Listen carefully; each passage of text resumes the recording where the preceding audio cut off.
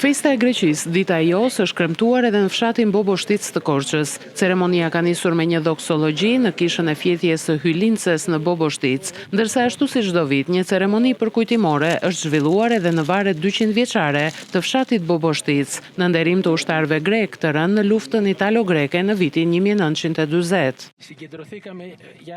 Jemi mbledhur përsëri këtë vit për të përkujtuar festën kombëtare të 28 tetorit 1940. Ky vend ka një lidhje të veçantë me ngjarjet historike që ne nderojmë dhe që ndodhen pikërisht në këto troje. Nderimi u takon kryesisht heronjve që ranë pikërisht në këto troje dhe që do të mbeten këtu, duke ofruar një model të përjetshëm për të gjithë ne përgjithmonë.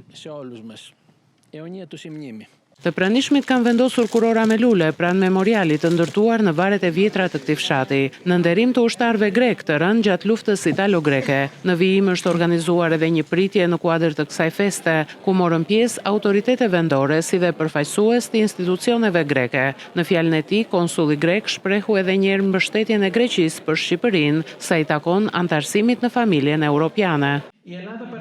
Greqia mbetet e përkushtuar në një rendi ndërkombëtar të bazuar në rregulla, duke refuzuar çdo tendencë revizioniste. E vetmja rrugë e sigurt që Ballkani Perëndimor të bëhet një zonë paqeje dhe mirëqënieje është integrimi i tij në familjen evropiane.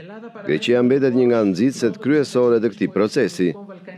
Festa e 28 tetorit, e njohur si Dita e Jos, është një nga festat më të rëndësishme historike për Greqinë.